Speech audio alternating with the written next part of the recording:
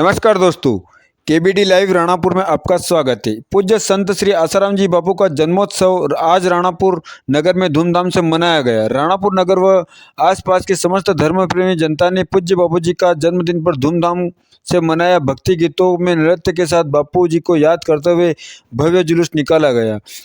पूज्य बापूजी आश्रम पर उनके जन्मोत्सव के अवसर पर सभी भक्तजनों द्वारा पूज्य बापूजी की प्रतिमा पर पुष्प माला पहनाकर पुष्प अर्पित किए गए। फिर समस्त भक्तजनों द्वारा आशा रामायण जी का पाठ किया गया। पाठ के साथ ही भव्य सत्संग कीर्तन का आयोजन भी हुआ, जिसमें समस्त ग्रामीण और नगर के पधारे भक्तजनों ने भाग लिया व सहभागिता निभाई। बापूजी के जन्मोत्सव के अवसर पर आश्रम पर समस्त आयोजन के बाद नगर में भव्य विशाल जुलूस का आयोजन किया गया। जुलूस बापूजी आश्रम से शुरू होते हुए कालिका माता मंदिर पहुंचा, जहां जुलूस का भव्य पुष्प वर्षा में आयोजन हुआ। साथ ही समस्त जुलूस में शामिल भक्तों को पानी पिलाया गया व फल फ्रूट प्रसादी के रूप में वितरित की गई व पूज्य बापूजी की प्रतिमा पर माल्यार्पण कर पुष्प अर्पित किए गए। साथ ही बापूजी की आराधना कर आरती की गई। राणापुर बस स्टेशन पर जुलूस का भव्य स्वागत हुआ। जुलूस का भव्य स्वागत समस्त राणापुर नगर की धर्म प्रेमी जनता व नगर परिषद अध्यक्ष के साथ ही समस्त भक्तजनों द्वारा किया गया। साथ ही भीषण गर्मी को देखते हुए ठंडा शरबत पिलाया गया, पानी पिलाया गया, फल फ्रूट वितरण किए गए। साथ ही पूज्य बापूजी को सभी धर्म प्रेमी जनता ने पुष्प अर्पित किए व भव्य जुलूस का भी पुष्प वर्षा से स्वागत किया गया। बापूजी के जन्मोत्सव के अवसर पर क्या युवा तो क्या बच्चे, बुजुर्ग, महिलाएं, युवतियां तो बालिकाएं सभी ने मिलकर उत्साहपूर्वक बापूजी का जन्मदिन मनाया। महिलाएं व बालिकाएं जुलूस में गंगाजल भरकर कलश लेकर चल रही थी। वहीं कई महिलाएं व बालिकाएं जुलूस में कलश के साथ ही नृत्य करते हुए दिखाई दी। नगर में बापूजी के जन्मोत्सव पर निकले जुलूस में आदिवासी नृत्य, आदिवासी पारंपरिक संस्कृति पहनावा दिखाई दिया।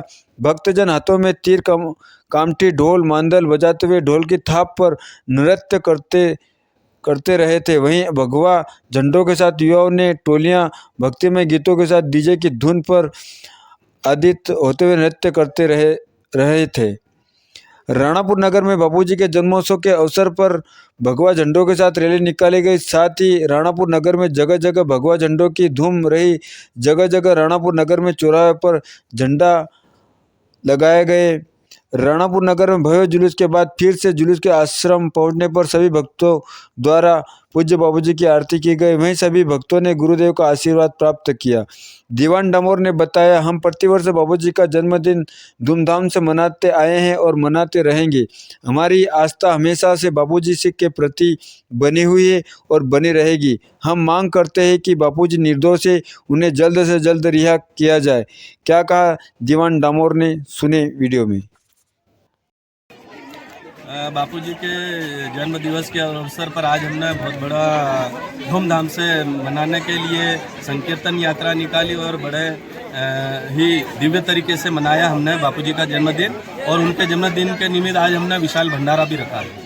आज शुरू से सुप्रभात से क्या विवेचना थी, किस तरह से रूपरेखा बनाई गई थी, क्या कार्यक्रम हुआ सुबह से ही? आज सुबह से लेकर हमारी ये रूपरेखा इस प्रकार थी कि सारे जितने भी राणापुर या झाबुआ जिले या अन्य जगहों से जो भक्तजन है वो आना प्रारंभ हो गया था। सुबह से हमने झांकी, रंगोली वगैरह बनाया और उसके बाद सभी के लिए भोजन प्रसादी तैयार करवाई और यहाँ से जो कलश यात्रा का प्रारंभ करके सभी नगर के समस्त प्रमुख मार्गों से संकीर्तन यात्रा निकालते हुए वापस हम पुनः यहाँ आए और गुरुदेव की आरती के साथ में समापन हुआ और अब हम प्रसादी के रूप में भंडारा चालू कर रहे हैं। कलश यात्रा में पहले से गिनती हुई थी कितने कलश लेना है? क्या 108 कलश यात्रा का हमने लक्ष्य रखा था। 108 कलश यात्रा का।